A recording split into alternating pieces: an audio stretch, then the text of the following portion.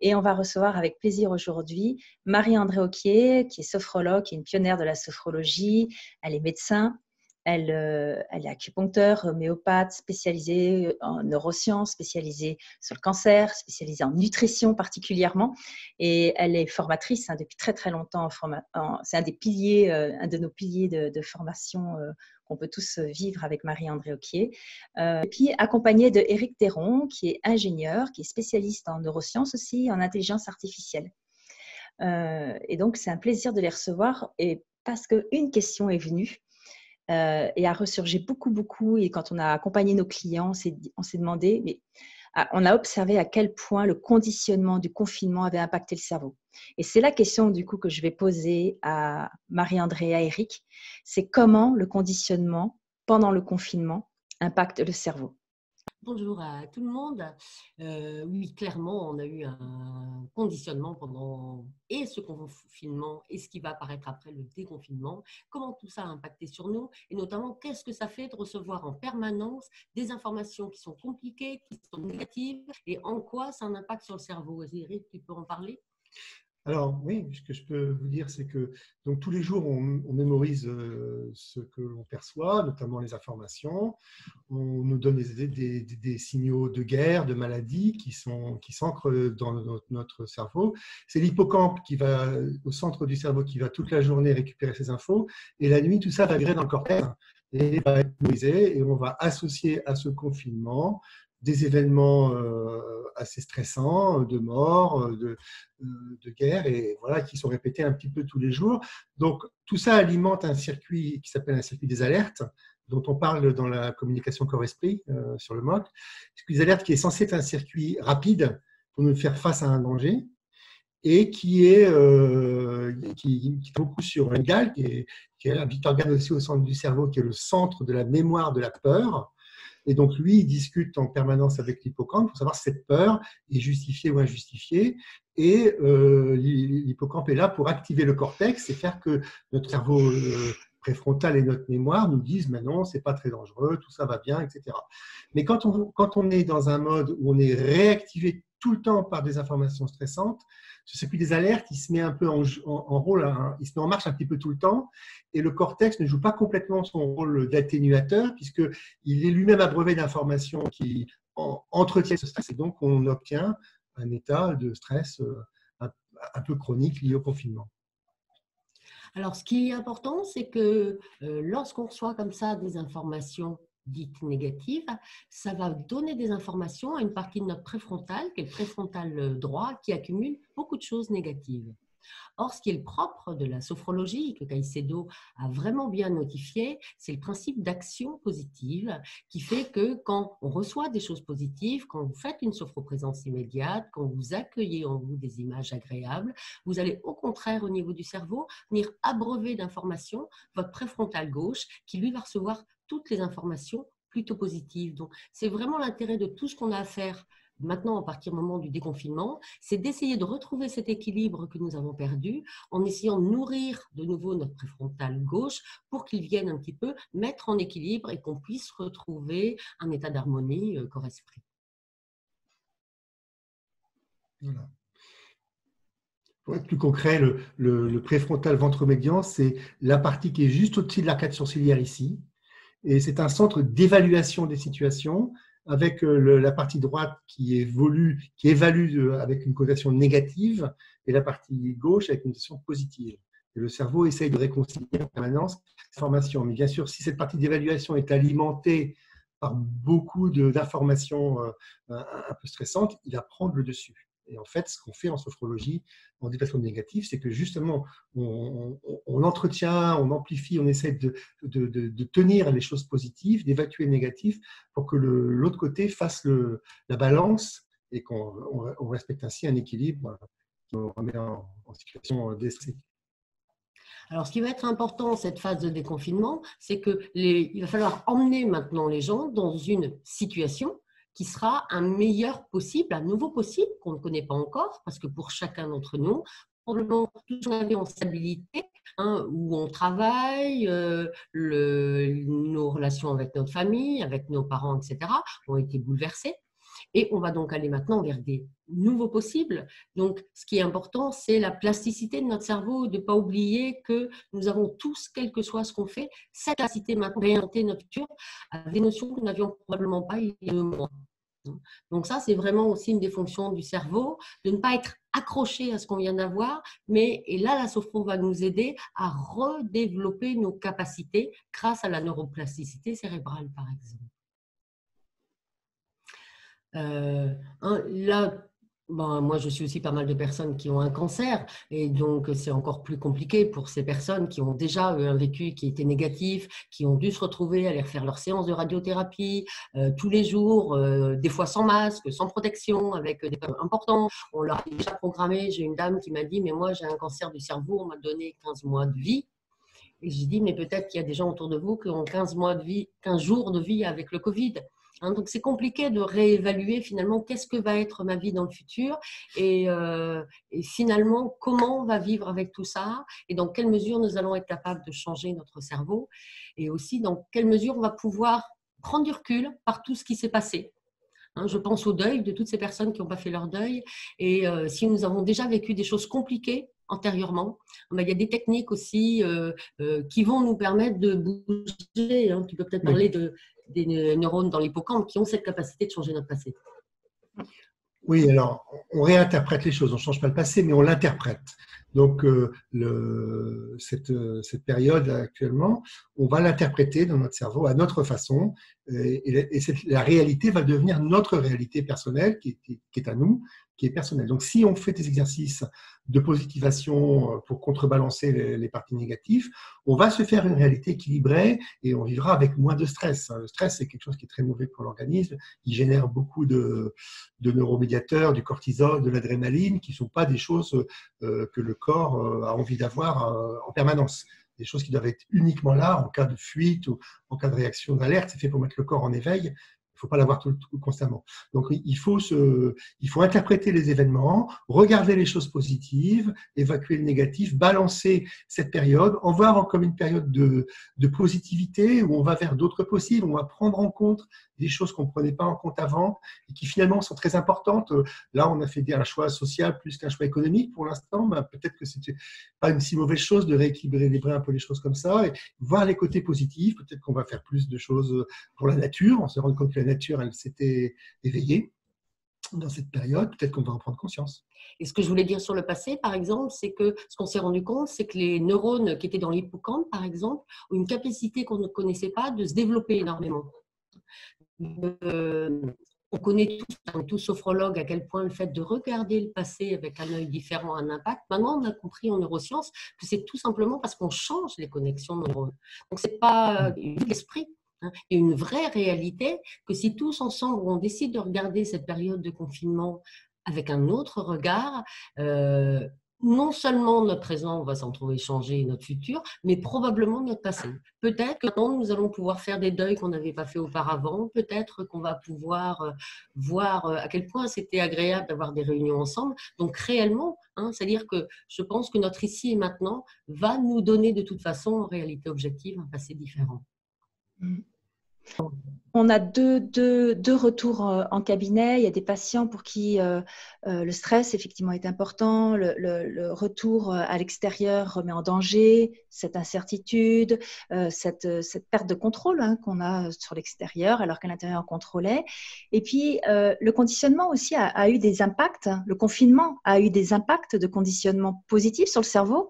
C'est que, par exemple, j'ai des patients moi, qui vont témoigner qu'au contraire, ils ont eu un rythme de vie plus régulier, plus qui correspondait à leur horloge biologique, qu'ils ont peut-être fait plus de choses ludiques, moins stressantes dans le travail, de confrontation, de conflits humains. Comment ça se passe? Il est possible d'avoir eu pendant le confinement aussi un conditionnement positif?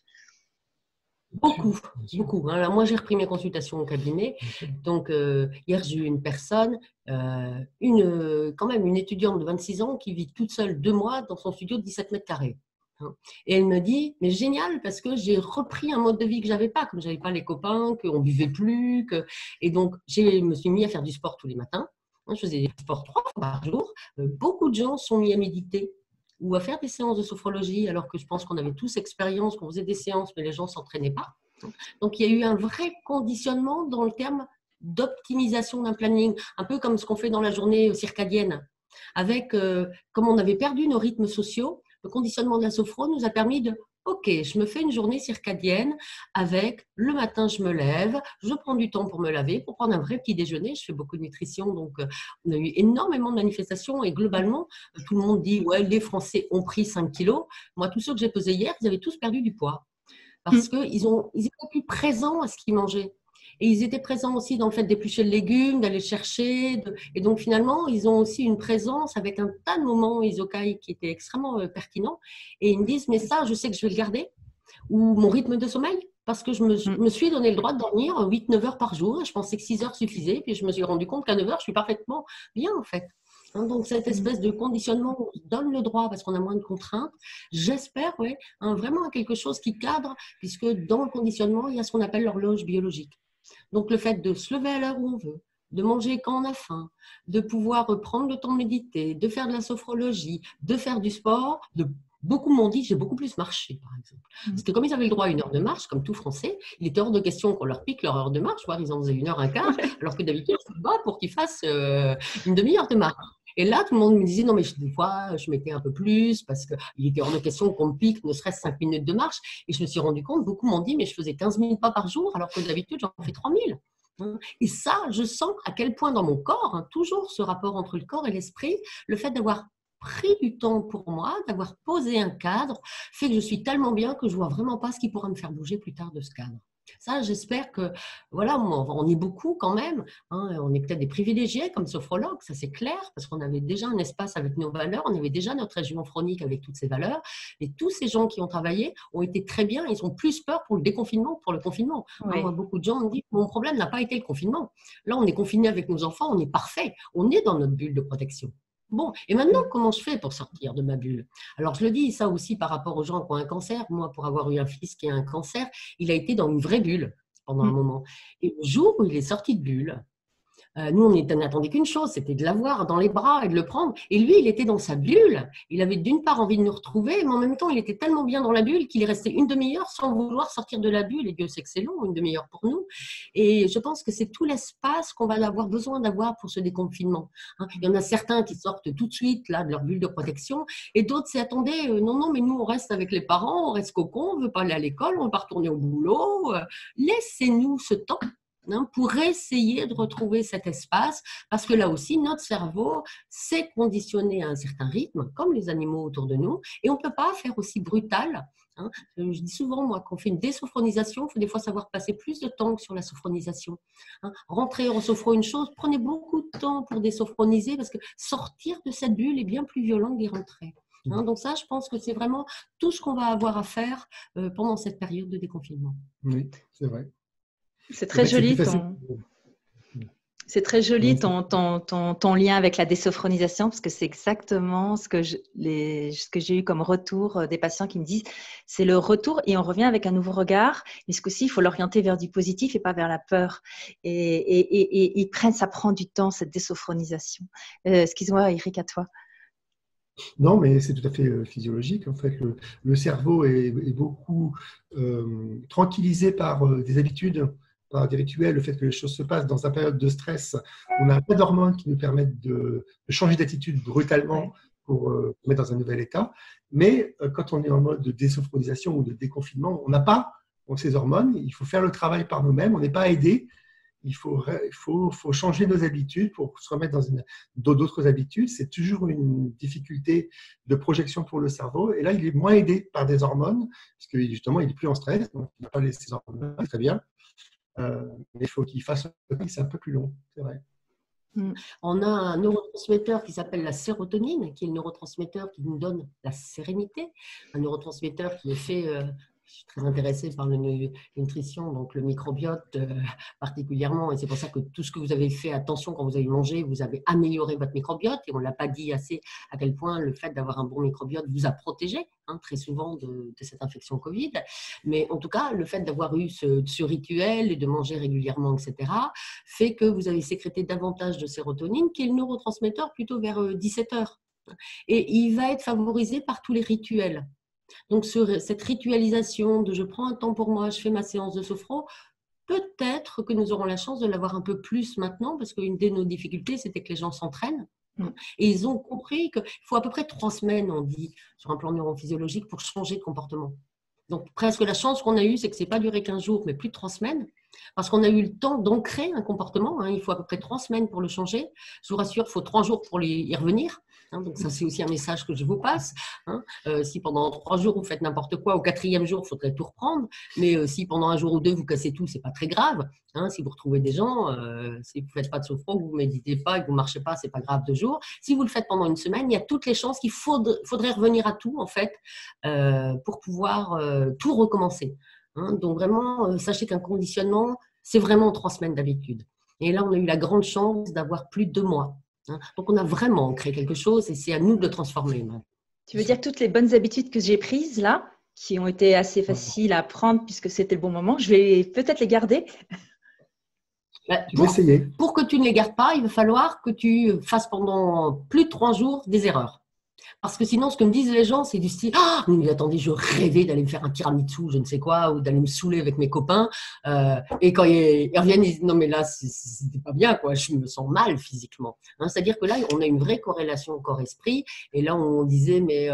Et là, ils ne rêvent pas d'aller se prendre un coca ou autre. Très souvent, ils rêvent juste de prendre quelqu'un dans les bras ou autre. Donc, on est revenu à des choses un peu plus authentiques. Et tu es tellement bien avec… Alors, ce qui va être compliqué, c'est que tu quittes ta nature, tu quittes ton lieu. Et que certaines personnes vont avoir associé ce côté bien-être au lieu dans lequel ils sont en confinement. Oui. Donc, ce qu'on va avoir à faire comme travail aussi, c'est que les gens, moi qui suis dans la région parisienne, qui étaient partis partout un peu dans leur petit lieu de confort, qui est le lieu de vacances, et qui est devenu le lieu de confinement, et le lieu où on se détend, le lieu où je prends du temps, ils vont re-rentrer dans leur appartement d'avant, où là, les choses n'ont pas changé. Donc, ça va être à nous de refaire, ça veut dire une substitution et de ramener ici et maintenant dans l'espace où on a vécu tout le bienfait de ce qu'on a eu pendant les 2 mois. Il va y avoir des séparations. Beaucoup de familles ont vécu en famille alors qu'on avait des grands ados qu'on ne voyait plus depuis longtemps. Et subitement, nos grands ados, nous on en a 2 de 25 ans, ils ont décidé de venir vivre avec nous, ce qui est quand même un étonnement, ce qui est quand même très agréable. Et voilà. Et ça va être quoi la séparation ? Donc, j'entends, j'ai vraiment du mal à revenir de ce confinement, c'est normal. Mais on n'y va pas revenir, on va le garder, c'est ça qui est précieux en nous. Tout ce que vous avez fait pendant la sophro, vous l'avez pour vous, c'est un trésor. Il restera là, c'est autant de petits contenus positifs que vous allez dérouler dans les années d'après. Et ce qui est mieux, c'est que ça va se dérouler aussi avec les êtres chers avec qui vous l'avez fait, même ceux qui étaient loin. Donc ça va être ça qu'on va garder. On n'a pas besoin d'en revenir en sophro, on va le garder. On va juste l'enrichir de notre futur. Mais il y a vraiment cette transplantation de lieu qui va impliquer que effectivement on est ce référentiel parce que dans le cerveau on a bien des zones. Quoi. Ce qui est très très bien en sophro, c'est qu'on peut le retravailler à l'avance, c'est qu'on peut justement s'évoquer cette période où qu'est-ce qui va se passer après, le faire de manière simulée par l'état sophronique et en tirer des bénéfices, des enseignements à préparer cette expérience. Et ça c'est très très bon, le cerveau aime beaucoup ça, il se prépare, du coup ça diminue beaucoup toute anxiété, on prépare les choses. Et ça, la sophro, c'est excellent parce que justement, elle brasse en mémoire les souvenirs récents, les souvenirs plus anciens, et elle se projette avec ça. Et ça, c'est vraiment important. À tes souhaits, c'est le cas de le dire. Et ce qui est intéressant aussi, ce qu'on sait maintenant grâce aux IRM fonctionnels, c'est-à-dire maintenant, on voit le cerveau en train de penser. Donc, on voit votre cerveau pendant que vous faites une séance de sophro ou de méditation. Et quand vous allez vous projeter dans le futur avec, finalement, vous revenez dans le lieu d'avant, mais riche des 2 mois de ce que vous venez de vivre. Et quand vous vivez ça dans le futur, pour le cerveau, c'est la réalité. C'est pas comme des fois les gens me disent « j'ai imaginé ». Non, vous imaginez pas. Vous êtes dans le futur. Donc, l'expérience a déjà été faite et le cerveau l'a déjà intégré comme étant, il y a déjà la marque dans les neurones, les connexions sont faites, votre chemin est tracé, vous n'avez plus qu'à le suivre maintenant. Oui, tout à fait. Le cerveau, qu'on fasse ou pas les gestes, il mémorise, il apprend. C'est pour ça que les sportifs, enfin plein de gens font ça pour s'entraîner à des événements futurs. Parce que l'entraînement par la simulation cérébrale, c'est aussi valable qu'un entraînement physique. Enfin, c'est complémentaire parce qu'il faut des muscles derrière, mais pour le cerveau, c'est une vraie simulation comme si vous l'aviez fait. Et ce qui est bien, je trouve, dans la sophrologie, c'est que ça donne un moyen technique de mettre notre cerveau dans cette situation de réfléchir à ces choses, de nous-mêmes modifier nos représentations pour réassocier les choses tranquillement, sans être fait brutalement par des phénomènes extérieurs. C'est nous-mêmes qui allons chercher le positif, qui allons réconcilier le positif avec le négatif et nous refaire notre propre équilibre. C'est un exercice du cerveau qui est pratiquement comme on fait du vélo pour entretenir ses muscles. C'est quelque chose qui est très important. Cette forme de méditation du cerveau, c'est vraiment quelque chose qui est très important pour les individus en général. Je pense qu'on est sur des concepts qui sont très, très génériques de bien-être de la personne. Oui. C'est vrai que tu l'expliques très bien dans la masterclass neurosciences. Je m'en rappelle très bien que tu expliques très bien comment fonctionne la séance de sophrologie et quels ingrédients on mobilise dans le cerveau pendant la séance de sophrologie. La notion de conditionnement, dans notre terme à nous, est toujours négatif. On a l'impression que le conditionnement, c'est un truc qui vient de l'extérieur et qu'on ne peut rien faire et qu'on est conditionné à. On n'a pas d'autre choix que quand on a peur de faire de l'adrénaline et donc d'être stressé et donc d'être malade, on n'a pas d'autre choix que. Et le conditionnement, j'ai envie de nous dire que la psychologie, on peut se conditionner positif. C'est un choix que nous prenons, nous, avec nos valeurs. Et c'est un conditionnement qu'on peut valider, assumer et créer. Et on va se faire un conditionnement comme on a envie de le faire. Et le deuxième mot que je pourrais dire, c'est que n'ayez pas peur non plus d'avoir été heureux de ce temps de confinement. Et de pouvoir dire à l'autre le temps que vous avez pour vous, et on n'a pas, non, c'est pas, c'était l'horreur ou autre, ayez le droit de dire que vous avez découvert en vous des choses extrêmement importantes, et j'ai vraiment beaucoup de témoignages là-dessus, à quel point ça vous a enrichi de l'intérieur, à quel point peut-être ça va vous permettre, je pense malheureusement que ce n'est pas la dernière crise que nous allons avoir, et nous les jeunes qui vivent avec nous nous disent, de toute façon on sait que notre monde ça va être que de la crise, finalement ça c'était la première façon et on a appris grâce à vous à la passer. Et plus tard, on saura peut-être passer d'autres crises grâce à ce que vous venez de nous apprendre. Et ça, je crois que c'est un des beaux cadeaux et que la sophrologie va pouvoir nous amener. Je te laisse dire ton mot. Oui, je voulais juste dire qu'il ne s'agit pas d'oublier les choses négatives qui nous sont arrivées. Il s'agit de les enrichir pour en faire une expérience positive, pour en faire quelque chose qui va nous permettre de passer à l'avenir et d'en tirer un enseignement pour améliorer ce qui s'est passé, éviter que certaines choses se repassent. Voilà, il faut en tirer un enseignement. Ce n'est pas effacer des souvenirs, c'est juste les mettre en équilibre avec quelque chose qui va nous permettre de nous reconstruire et de nous projeter. Merci, c'est toujours agréable de vous entendre expliquer, décortiquer, apporter vos connaissances, vos lumières, votre expérience aussi de toute la sophrologie qui, on sait, fait partie vraiment de votre vie au quotidien. Merci vraiment à tous les deux. Merci à toute la communauté toujours d'être là. Bien sûr. Merci à toi, Clémence, de nous donner cette opportunité parce que je pense que c'est ça qui est important aussi, de sentir qu'il y a aussi ce que tu dis, une communauté. Et que le conditionnement, vous savez, les neurones, ils sont mis en réseau. Mais nos réseaux, ils ne marchent que parce qu'on a des réseaux interactifs avec les autres. Et c'est aussi vous qui nous apportez ce côté réseau qui fait qu'on est aussi un grand cerveau connecté ensemble. On a bien sûr cette première résilience personnelle, mais on a aussi cette notion de résilience collective avec tous ces petits cerveaux qui ont été connectés. Donc, vous savez qu'il y a ce qu'on appelle les cerveaux miroirs. Donc, on voit ta tête réjouie et qui, avec pleine de bienveillance. Bien sûr, ça a un impact sur chaque personne qui regarde. Et ça, je crois aussi, Caicedo serait très fier de savoir, lui qui a fait la sophrologie pour la gestion de la crise. En 1960, il parlait la sophrologie, c'est ce qui va permettre de résoudre la crise. Je pense que c'est le plus bel hommage qu'on puisse lui faire à lui aussi, se dire oui, on va se servir de ça pour passer la crise du Covid. Ouais. Merci à tous de votre présence, de votre gratitude. Et on vous souhaite un bon déconfinement et tranquille comme une désophonisation. Donc, pour nous quitter, nous allons juste activer nos capacités d'harmonie, de confiance, d'espoir. Nous allons tous pouvoir respirer très profondément 3 fois et puis très tranquillement, chacun pour nous, vivre notre désophonisation depuis les pieds jusqu'à la tête. Merci à vous.